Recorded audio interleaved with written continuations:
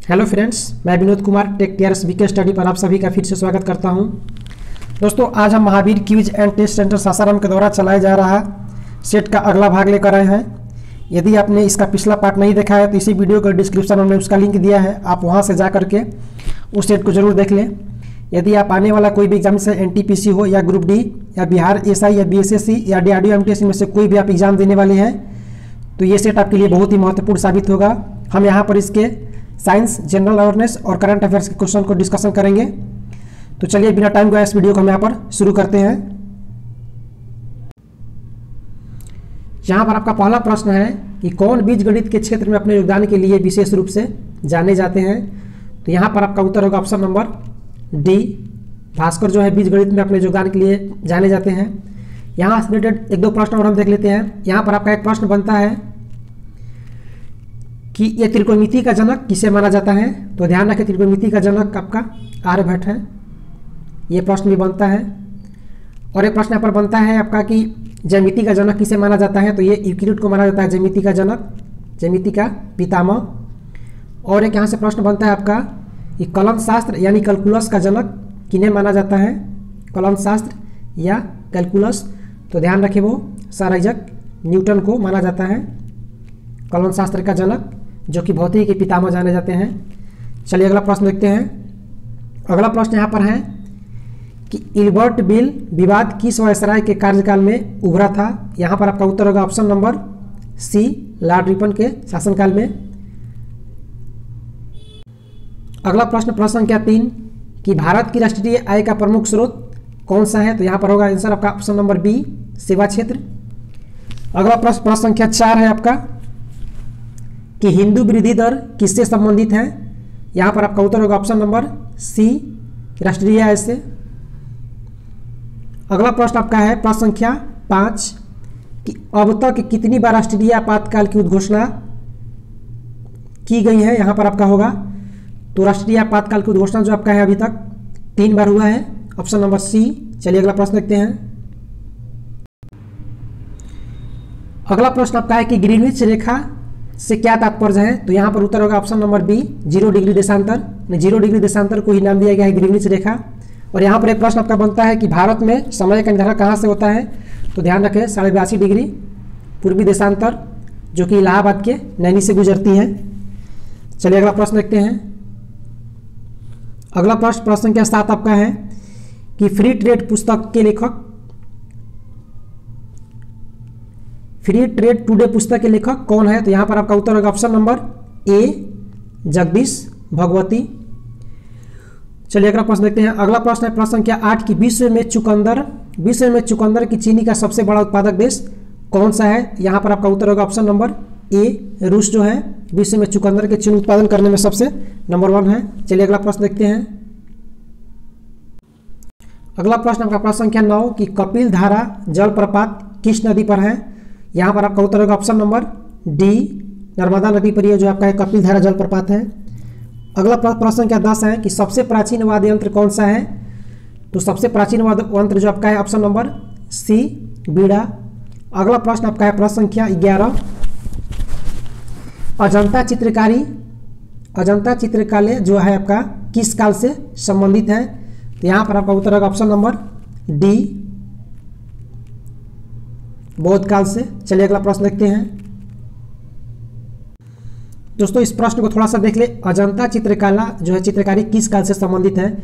ये आपका जो है हालांकि संबंधित है गुप्त काल से ही, उसमें आपका जो है बौद्ध से संबंधित जो है उसमें काला मतलब दर्शाई गई है। थोड़ा सा प्रश्न को देख ले, इसमें थोड़ा सा डाउट है। चलिए अगला प्रश्न देखते हैं। अगला प्रश्न आपका है प्रश्न संख्या 12 कि तुम्हारा अधिकार कर्म पर है, फल की प्राप्ति पर नहीं। यह किस ग्रंथ में कहा गया है। तो ये आपका जो है option number C, Shrimad Bhagwat Gita में कहा गया है, जो कि श्री कृष्ण के द्वारा ये कथन कहा गया है। चलिए अगला प्रश्न देखते हैं। प्रश्न संख्या 13 नंबर प्रश्न है कि जगन्नाथ मंदिर किस राज्य में स्थित है। ये आपका ऑप्शन नंबर बी, उड़ीसा में पड़ता है। चलिए अगला प्रश्न देखते हैं। आपका अगला प्रश्न है प्रश्न संख्या 14 कि दांडी यात्रा में गांधी जी ने कितनी दूरी तय करके नमक कानून का विरोध किया था। यहाँ पर आपका उत्तर होगा ऑप्शन नंबर डी, 85 किलोमीटर। चलिए अगला प्रश्न देख लेते हैं। अगला प्रश्न आपका दिया है कि भारत की राजभाषा कौन सी है।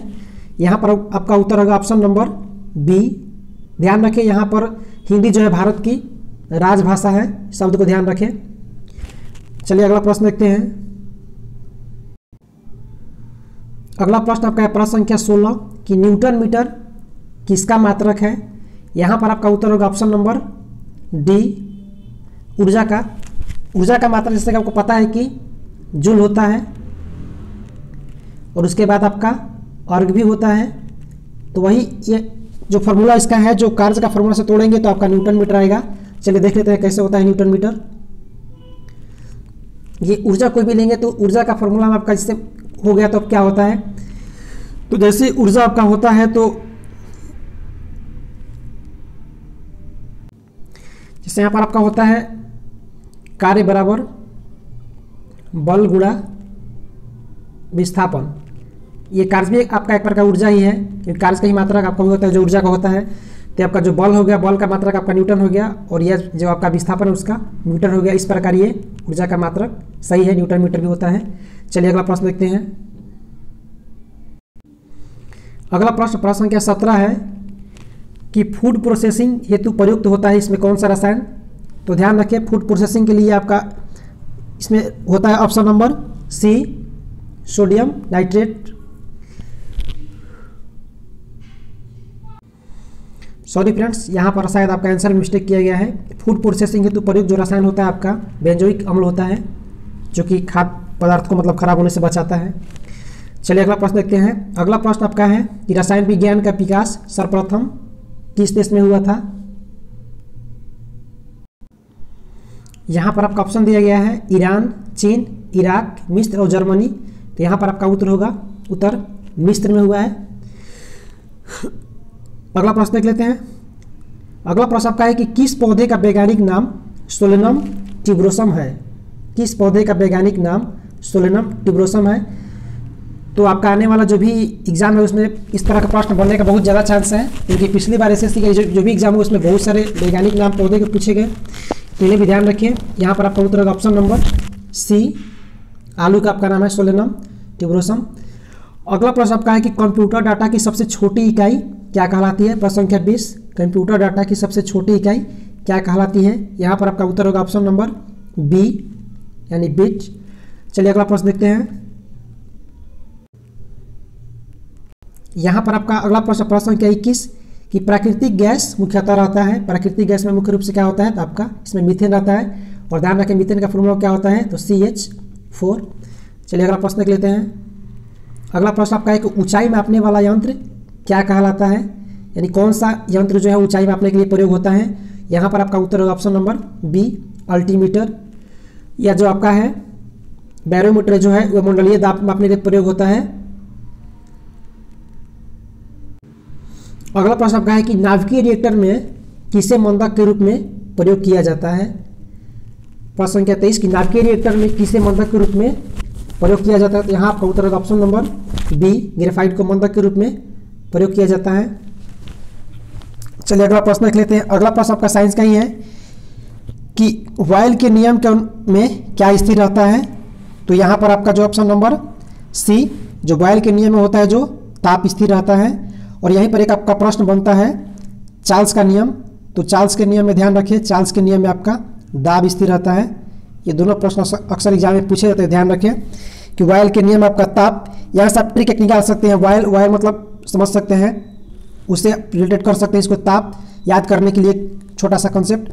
तो बॉयल के नियम आपका ताप स्थिर रहेगा और चार्ल्स के नियम आपका दाब स्थिर रहेगा। चलिए अगला प्रश्न देख लेते हैं। अगला आपका प्रश्न है प्रश्न संख्या 25 कि मलेरिया रोग प्रभावित होता है, यानी मलेरिया रोग से शरीर का कौन सा अंग प्रभावित होता है। तो यहाँ पर आपका पलिया प्रभावित होता है। अगला प्रश्न आपका प्रश्न संख्या 26 कि एसिड बदलता है तो नीला को लाल में, यानी एसिड जो होता है लिटमस पत्र जो होता है नीला को लाल में चेंज कर देता है। चलिए अगला प्रश्न देखते हैं। अगला प्रश्न आपका है कि मानव शरीर के किस अंग में हड्डियों की संख्या सर्वाधिक होती है। यहाँ आपका उत्तर होगा ऑप्शन नंबर डी, उंगली में। अगला प्रश्न आपका है 28 नंबर कि काली मिर्च पादप, जो काली मिर्च पादप है ये क्या है? ये एक प्रकार की झाड़ी होती है। चलिए अगले प्रश्न को देखते हैं।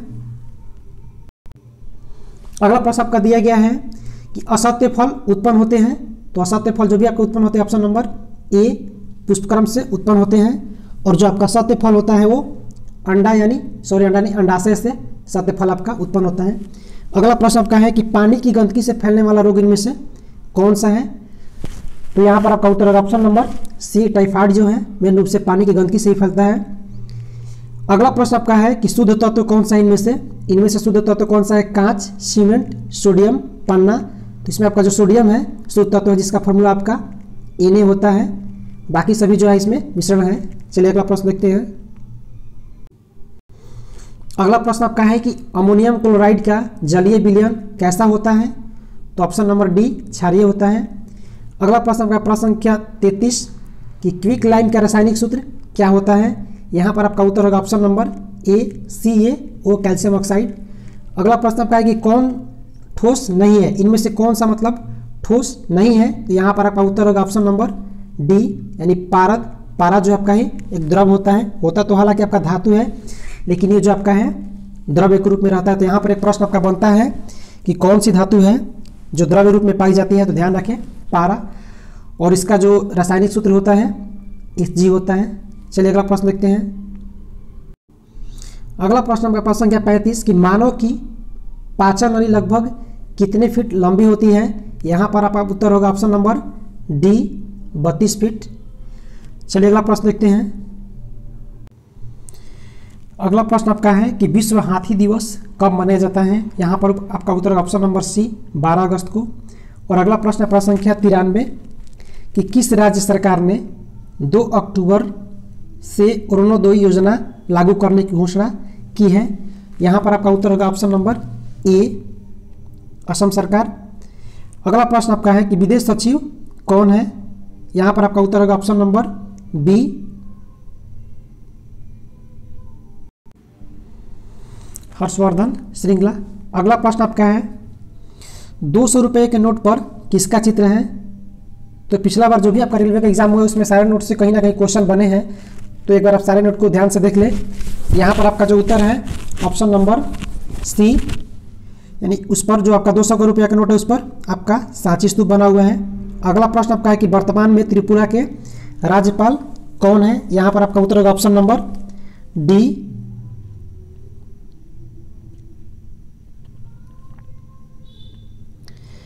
रमेश बैस। अगला प्रश्न आपका है कि इराड हल्दी को कहाँ का जीआई टैग मिला है? मतलब इराड हल्दी जो कहाँ का है, फेमस है, जहाँ पर इसको जीआई टैग मिला है। तो आजकल जीआई टैग से भी बहुत प्रश्न बन रहा है, तो जीआई टैग प्रश्न को भी ध्यान से देखिए। यहाँ पर आपका उत्तर होगा ऑप्शन नंबर बी, यानी तमिलनाडु का जो है ये आपका जीआई टैग हल्दी है। चलिए अगला प्रश्न देख लेते हैं। अगला प्रश्न आपका प्रश्न संख्या 98 कि सबसे पहले भारत का प्रथम राज्य कौन है जो पहले कर्फ्यू लगाया? सबसे पहले भारत का राज्य कौन सा है जो सबसे पहले कर्फ्यू लगाया? यहाँ पर आपका उत्तर होगा ऑप्शन नंबर सी, पंजाब। अगला प्रश्न आपका है कि गंदगी भारत छोड़ो अभियान किस राज्य सरकार ने शुरू किया है? बहुत ही फेमस क्वेश्चन है, ये आपका एग्जाम में बनने का बहुत ही चांस से ध्यान रखें कि गंदगी भारत छोड़ो अभियान किस राज्य ने शुरू किया है? तो option number A, Madhya Pradesh. अगला प्रश्न है आपका इस सेट का अंतिम प्रश्न